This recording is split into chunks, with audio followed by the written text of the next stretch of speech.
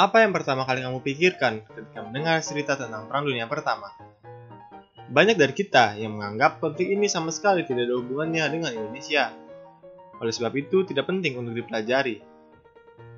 Tapi tahukah kamu bahwa sebenarnya Perang Dunia Pertama memiliki pengaruh yang besar bagi Indonesia? Mari kita bahas satu persatu. Runtuhnya monarki di Eropa. Hingga permulaan abad ke-20, negara-negara di Eropa masih menganut sistem monarki, di mana raja atau kaisar beserta para bangsawan menjadi pemimpin dari negaranya. Saat itu sangatlah umum jika kaum-kaum ekstremis, radikal, maupun separatis selalu ditekan habis-habisan oleh pemerintah demi menjaga keamanan nasional. Terjadinya Perang Dunia Pertama mengubah segalanya. Perang kali ini sangat menghancurkan berbagai negara adidaya sekaligus monarkinya. Runtuhnya kekuasaan kaum monarki membuat kaum-kaum ekstremis mendapat peluang untuk memperebutkan kekuasaan. Flu Spanyol. Rasanya ada yang kurang kalau kita cuma ngomongin tentang keruntuhan monarki.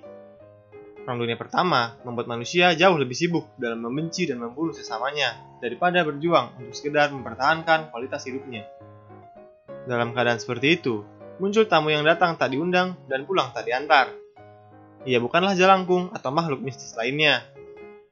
Ia adalah musuh yang paling seram yang selalu menghantui manusia sepanjang sejarah.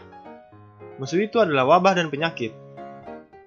Ketika wabah dan penyakit menyerang, Eropa yang baru selesai dari Perang Dunia Pertama justru tidak siap dalam menghadapinya. Hasilnya, korban yang berjatuhan semakin meningkat, bahkan melebihi korban jiwa dalam Perang Dunia Pertama. Dalam kondisi seperti itu, bisa dibayangkan bagaimana pemerintah yang ada semakin kehilangan dukungan dari masyarakatnya. Kemunculan kaum ekstrim. Berakhirnya Perang Dunia Pertama meninggalkan kehancuran baik ekonomi, infrastruktur, maupun korban jiwa. Hal ini masih saja diperkeruh oleh terjadinya flu Spanyol. Dalam kondisi yang seperti itu, muncul beberapa spesies baru, seperti Hitler, Mussolini, Lenin, dan lain-lain. Kaum-kaum ekstremis ini mendapat angin segar berupa kekecewaan publik akibat kegagalan pemerintah, khususnya di bidang ekonomi. Masyarakat yang seakan sudah terjatuh dan tak bisa bangkit lagi, mulai berfata morgana saat mendengar berbagai retorika dari kaum-kaum ekstremis yang semakin mendapat dukungan publik dan pada akhirnya berhasil menguasai pemerintahan.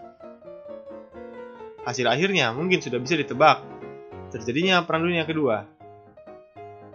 Belajar dari kesalahan sebelumnya, Jerman kembali menyerang berbagai negara. Kali ini termasuk negara Belanda. Tanpa kejatuhan Belanda, logisnya jauh lebih sulit bagi Indonesia untuk mencapai kemerdekaan. Militerisasi Indonesia ala Belanda. Bagi mereka yang gemar belajar sejarah, istilah peta pasti bukanlah istilah yang asing. Istilah peta di sini tentu bukanlah peta dari Dora the Explorer, melainkan singkatan dari pasukan pembela tanah air yang dibentuk oleh Jepang. Namun jauh sebelum itu, Hindia Belanda juga memiliki organisasi militernya, yaitu KNIL. Untuk membayar tentara Eropa yang lebih profesional, tentu membutuhkan dana yang lebih tinggi. Padahal dalam kasus Hindia Belanda, kuantitas personil yang dibutuhkan sangatlah besar. Karena itu, sekalipun pernah terjadi pemberontakan Sepoy di India, Belanda tetap mengambil keputusan untuk memperbesar jumlah serdadu asli Indonesia. Perang Dunia Pertama membuat Belanda semakin khawatir.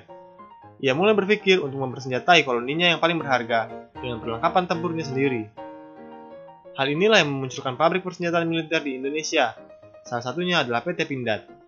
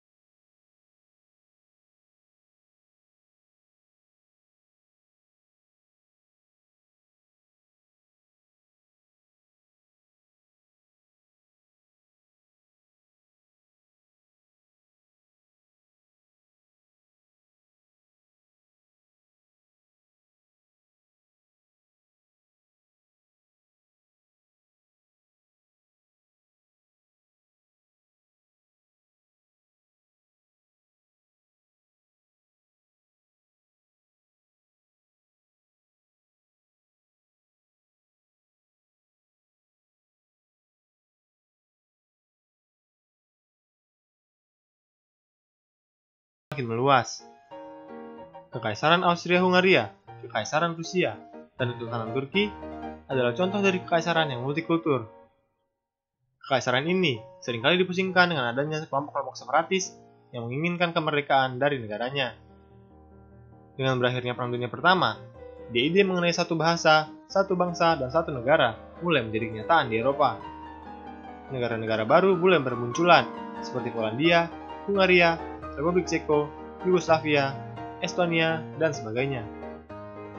Melihat negara-negara lain bisa terbebas dari penguasa lamanya, negara-negara yang masih terjajah tentu merasa cemburu dengan kesuksesan mereka.